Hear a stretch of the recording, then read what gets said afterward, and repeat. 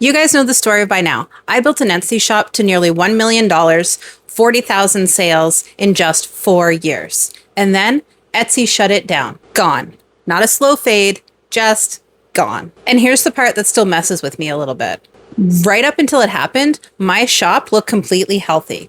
Good sales, strong reviews, everything completely by the book. And none of it mattered because healthy sales and business ownership are not the same thing. I used to ask myself, is my shop doing well?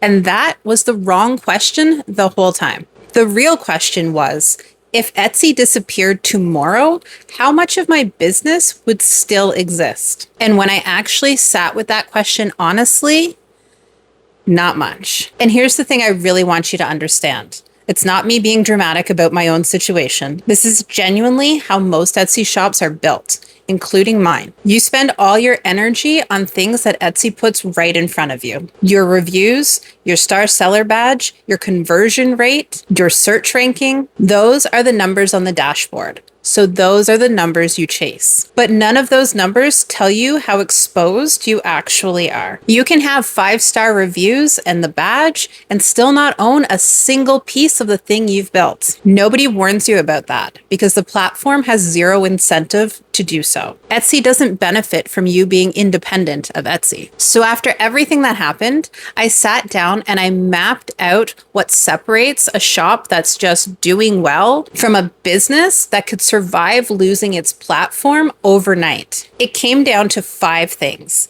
I call it the 5 pillars of business independence. And this is exactly what I look at now to determine exactly how exposed a shop actually is. And more importantly, what to fix first. Let's get into it. Pillar 1. Know your dependency. You can't fix what you haven't actually measured. Most sellers have never actually sat down and asked how much of this business is actually mine versus how much of it is only happening inside of Etsy's house. That's why the first pillar isn't even an actual tactic. It's a scorecard. You look across 4 specific areas: audience ownership, traffic ownership, platform ownership, and operational portability. And for each one, you're not rating how well your shop is doing. You're rating how much of it you'd still have left if the Etsy platform disappeared tomorrow. Those are 2 completely different questions. And most Etsy sellers have only ever answered the first one. I promise you, when you honestly score yourself across those 4 areas, instead of just glancing at your Etsy shop, the number that comes back is usually a wake-up call. Pillar 2, own your audience. Here's a question. If Etsy suspended you tomorrow, could you email your customers and say, hey, my shop's moved, here's where you can find me? For most sellers, the honest answer is no. Etsy owns that relationship, not you. You made the sale, but the platform keeps the contact. And I get it. It's easy to look at your favorites count or your repeat customer count and feel like you have an audience.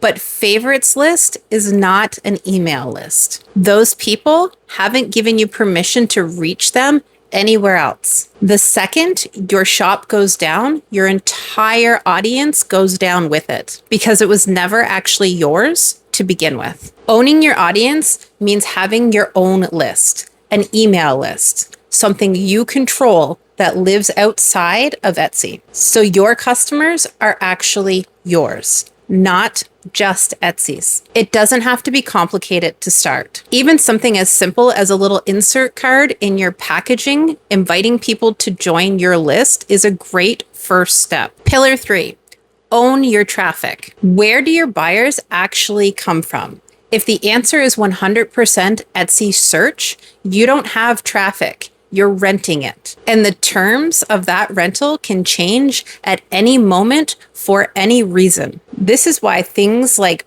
YouTube and Pinterest or your own blog matter so much. Not because Etsy search is bad, but because it shouldn't be the only door into your shop. If one door closes, you need other doors that are already open. Go take a real look at your shop stats today and be honest with yourself about where all your traffic is coming from. If it's almost entirely Etsy, that's a red flag. It's a red flag about how exposed your shop is. You don't need to abandon Etsy search. You just need it to stop being the only channel that exists. Pillar 4.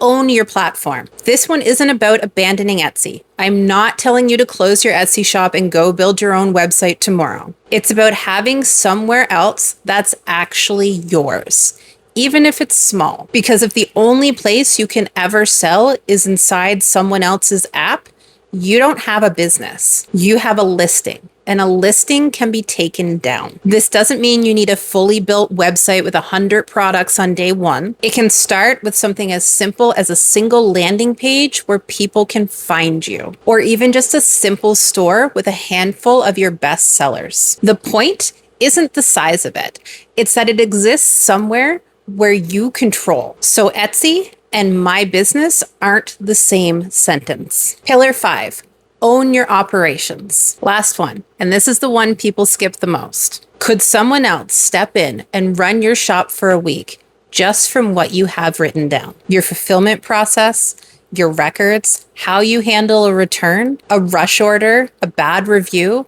If all of that information only lives inside your head, or worse, only inside Etsy's dashboard, then your business doesn't actually exist anywhere else other than inside that one app. That's not a system. That's a memory. Something as simple as a shared document with your suppliers listed, your basic sales numbers documented outside of Etsy, a few written steps for how you actually fulfill an order. That alone puts your operations somewhere safer than only in my head. If I had actually sat down and gone through these 5 pillars before my shop was shut down, I would have seen exactly how exposed I was. My audience?